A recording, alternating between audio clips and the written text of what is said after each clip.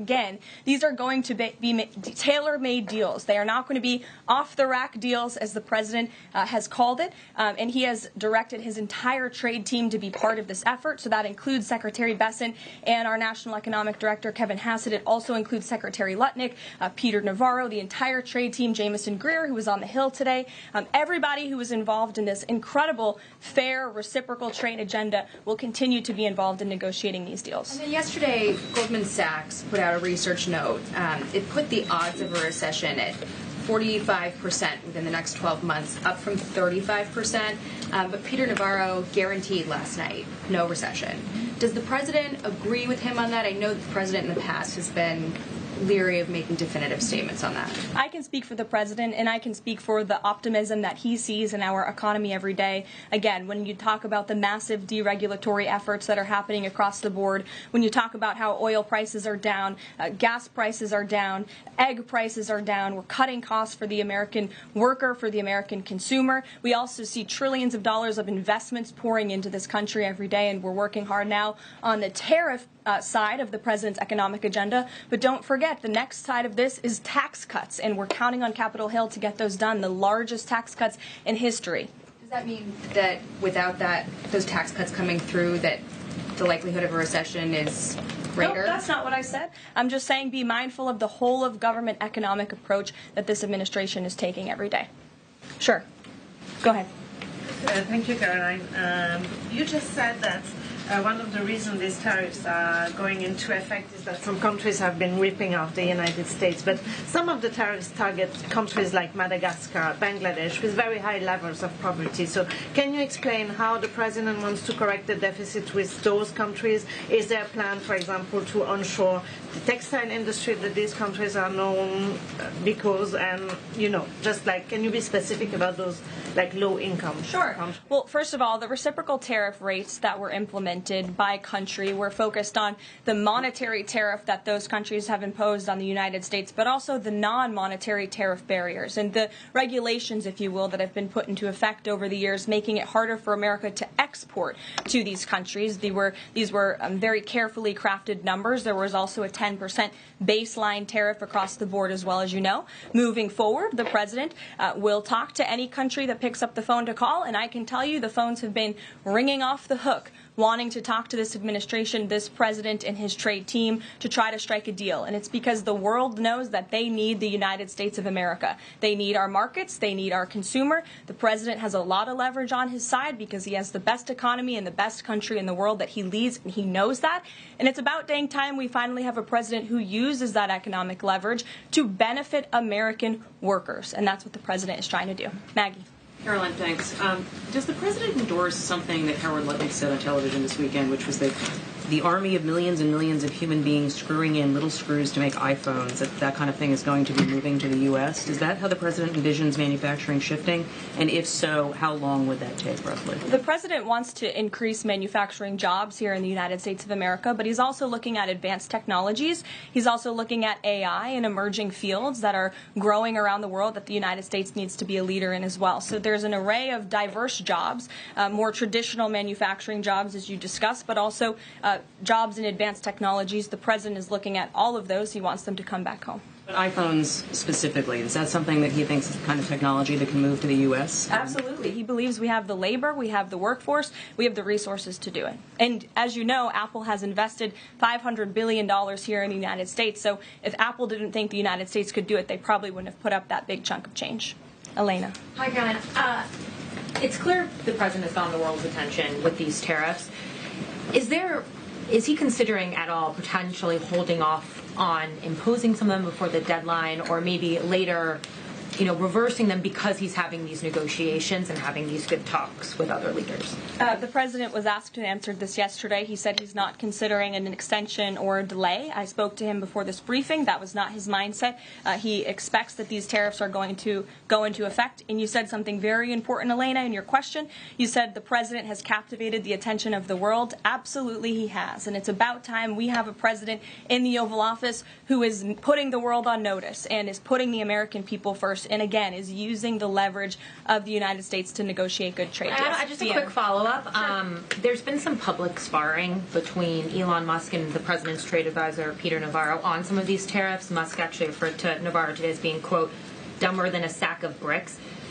Are you at all, or is the administration, the president, all concerned that this is maybe impacting the public's understanding of these tariffs? It might be messing with the message on it? No, look, these are obviously two individuals who have very different views on trade and on tariffs.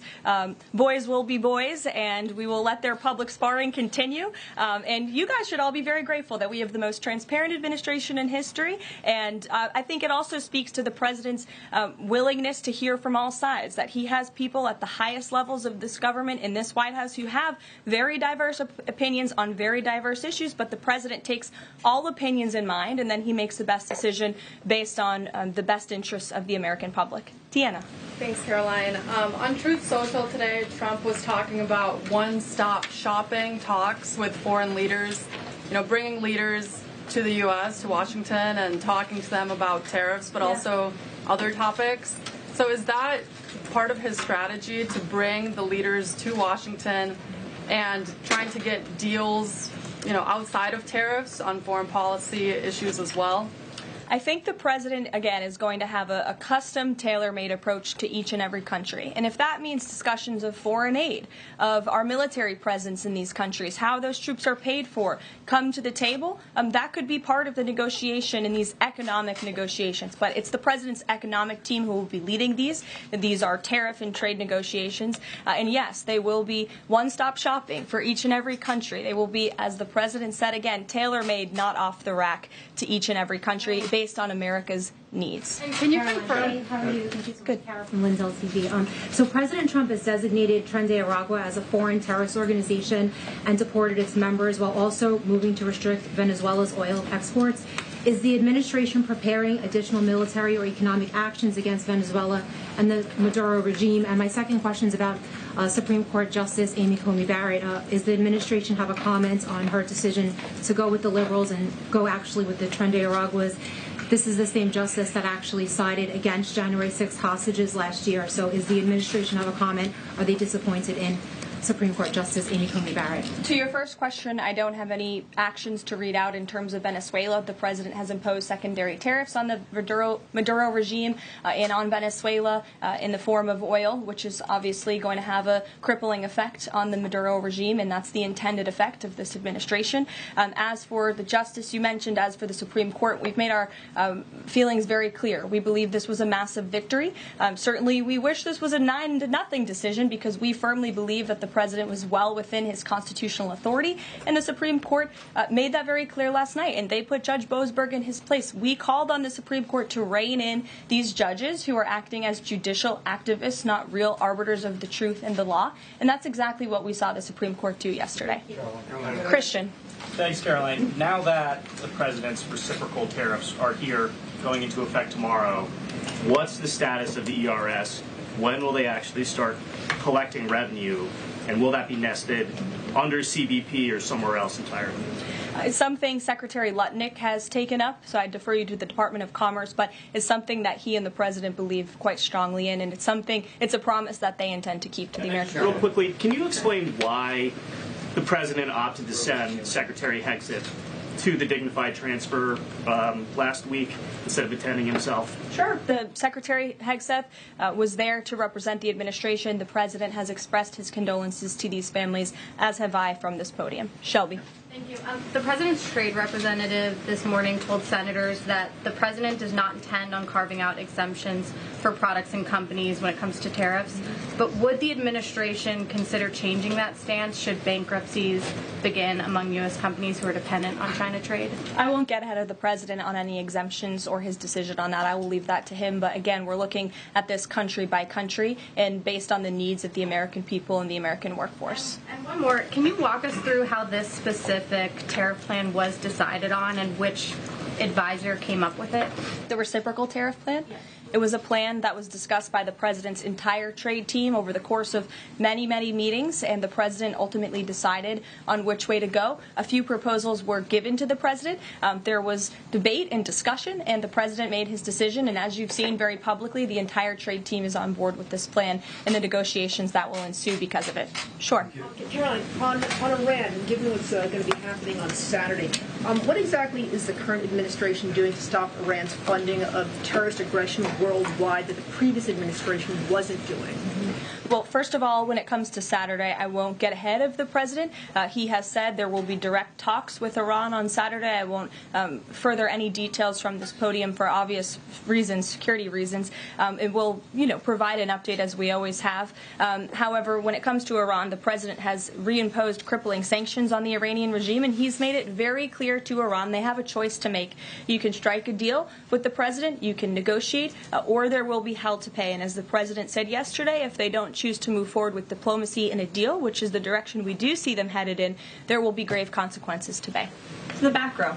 Thank you, Caroline. On the president's threat yesterday on social media to increase tariffs against China by an additional 50% in response to their retaliation, has he signed anything in terms of an executive order, any documentation around that? Will that additional 50% go into effect tomorrow? They will be going into effect at 12:01 a.m. tonight, so effectively tomorrow, yes. Work on that today? Of course, as always. To the gentleman in front of you, because that's who I originally called on. Go ahead.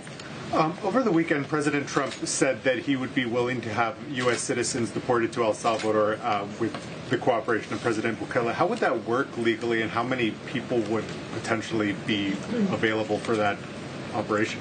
So the president has discussed this idea quite a few times publicly. He's also discussed it privately. You're referring to the president's idea for American citizens to potentially be deported. These would be heinous, violent criminals who have broken our nation's laws repeatedly, and these are violent, repeat offenders in American streets. The president has said, if it's legal, right? If there is a legal pathway to do that, he's not sure. We are not sure if there is. It's an idea that he has simply floated and has discussed very publicly as in the effort of transparency. Reagan. Thank you, Caroline. There's been more reporting coming out now about President Biden's decline while in the White House. Is the White House considering releasing the audio of Biden's interview with Special Counsel Robert Hur to the public, which the former president had previously blocked? I don't have an update on that, but I can certainly check. I think the American people would be quite interested to hear that tape, but I'll double check on the release of it. Thank you. Michael. Thank you, Caroline. On Saturday, during meetings with Iran, President Trump says high-level officials will be meeting directly with Iranian officials. We're hearing some pushback from Iran now saying those talks will be indirect. Can you clarify? They will be direct talks on Saturday, and I won't get ahead of the president on any further details. Jennifer. Yeah, two things. On the Israel tariffs, can you give us an update on the discussion on relaxing those tariffs? And then I had another question about the Doge team after that. That discussion is ongoing. I don't have any definitive details to iron out for you here. And then the president on Thursday told us that there was an incredible discovery that the Doge team had made. He called it horrible and incredible. Can you reveal that yet? Give us details on what it was about? There has been a discovery. I hate to leave you hanging on a cliff, but I don't want to get ahead of the president on that. But I can confirm there has been a discovery. It's just not quite yet ready for release.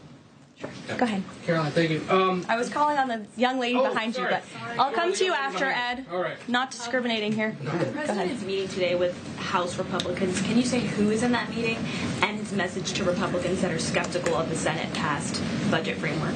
Sure. The president will be meeting with Republican lawmakers today here at the White House to talk to them about the framework that the Senate passed. The president was very quick to put out a statement about his support for the reconciliation package that the Senate passed, and he is counting on House Republicans to pass it. The Republicans received an overwhelming mandate from the American public to govern. We have an extraordinary opportunity. There are key promises that the president made to the American people in this bill: tax cuts, securing the border, deregulation, unleashing the might of American energy. These are good things for the American people. The president wants to see this get done, and that's why he's engaging with lawmakers today. Just a quick follow-up on tariffs. Kevin Hassett said today that the administration is prioritizing prioritizing talks with Japan and South Korea, other trading partners. Are there other countries on that list that you guys can name publicly that you're having serious discussions with? Sure. As you have heard from various administration officials, myself included, there have been nearly 70 countries that have reached out to the administration last time I checked. But again, I hear the phones are ringing off the hook. There are foreign leaders who want to fly to Washington tonight and get on a plane to negotiate with this country, which shows you the leverage that the president is using. It shows you the rest of the world needs the United States of America to do business with. Israel, obviously, yesterday, you heard a public statement from Prime Minister Netanyahu. The president has detailed his calls with the leaders of Japan and South Korea. We are going to prioritize our allies and our partners around the world first when it comes to these negotiations, and the trade team will be divvying them up again to make tailor-made trade deals around the world. Karoline. Ed, go ahead. You As promised. Yes, thank you. You mentioned the 70 countries or so. I'm curious, though, under what conditions at this point would President Trump talk to President Xi about tariffs? Look, I just spoke to the president about this, and he believes that China wants to make a deal with the United States. He believes China has to make a deal with the United States. It was a mistake for China to retaliate. The president, when America is punched, he punches back harder. That's why there will be 104% tariffs going into effect on China tonight at midnight. But the president believes that Xi and China want to make a deal. They just don't know how to get that started. And the president also wanted me to tell all of you that if China reaches out to make a deal, he'll be incredibly gracious, but he's going to do what's best for the American people. So China has to call first? The Chinese want to make a deal. They just don't know how to do it. But the president will be implementing these 104% tariffs on China tonight. Under what conditions might he consider lowering tariffs on China at this point? It would be imprudent of me to tell you those conditions here from the podium. Sure, Gabe. Thanks, Caroline. With regards to the Supreme Court ruling on the Alien Enemies Act, you're right. It was a win for the administration, but the justices also said that deportees are entitled to due process. Does the administration agree with that? That's not quite true, Gabe. They said that they are entitled to a habeas petition, and we are going to continue to comply with the law, and we are wholly confident that every single person that has been deported under the Alien Enemies Act, every person that will continue to be deported under the Alien Enemies Act qualifies for that deportation. NBC News is reporting that the administration is considering drone strikes on drug cartels in Mexico. We're citing several officials. This morning, Mexico's president was asked about that, and she said that we reject any of those actions. Your response? I saw that reporting. I don't want to confirm it from this podium. I don't want to comment on it because I'm not sure, but I would defer you to the National Security Council. So you haven't confirmed the report, but with Mexico's president saying that she rejects any of that, what would your response be? How is the relationship then between Mexico's president and the White House right now over targeting drug cartels? Well, first of all, the relationship between President Sheinbaum and President Trump is quite good, and I think both world leaders would tell you that. The president has been engaged directly with President Sheinbaum on a number of different topics, particularly when it comes to clamping down on the Mexican drug cartels, on clamping down on illegal immigration, human trafficking, drug trafficking through our southern border. She's taken significant steps towards doing that, but as for that specific report, again, I'm not going to comment.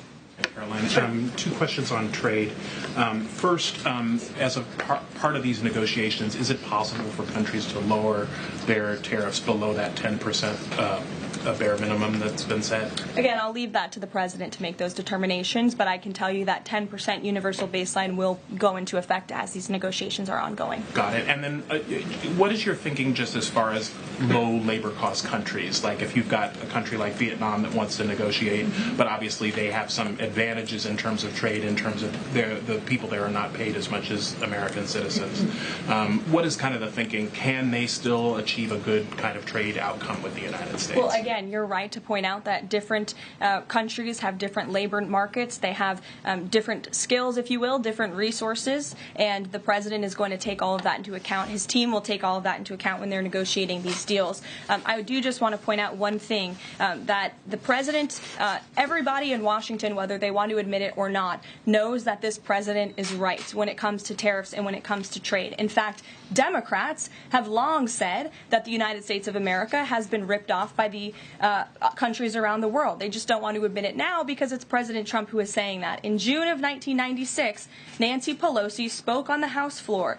She urged her colleagues at the time to fight against the status quo trade policies that had contributed to America's trade deficit with China. In fact, Nancy Pelosi said, how far does China have to go? How much more repression? How big a trade deficit? How many jobs have to be lost for the American workers? How much dangerous proliferation has to exist before members of this House of Representatives will say, I will not endorse the status quo? Those are the words of Nancy Pelosi in 1996. Well, President Trump is finally answering her call 27 years later. Nancy Pelosi can thank President Trump today for the 104% retaliatory tariff that will be going into effect on China. In 2007, Chuck Schumer spoke of our nation's crippling trade deficit, saying these are the kinds of records the American people don't want us to be breaking. The administration needs to move beyond words, take action now to reverse a trend that threatens our prospects for future economic growth.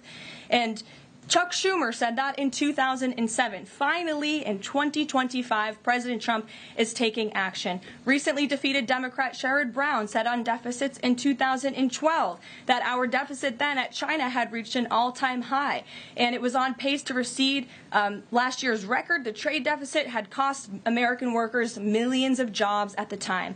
These are the words of Democrats years ago. It is about time America finally has a president who is taking action to restore those millions of jobs back to the United States of America, to boost our manufacturing industry. He's doing what's right for the American people. It will take a lot of labor. It will take a lot of effort. But that's exactly what the American people elected this president to do. He will be talking about our energy agenda at 3 o'clock today over in the East Room, as you all know. He will be signing a bill to unleash the might of our beautiful, clean coal industry in this country, which is a reliable energy source also for AI. There's a great story in Bloomberg today, actually, about the executive order that will be signed later. So we'll see you all there. I'll let the president speak more. We'll see you later. Thanks, guys. Thank you.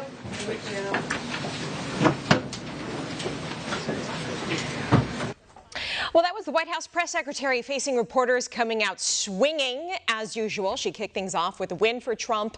The Supreme Court siding with the president, greenlighting deportations under the Alien Enemies Act.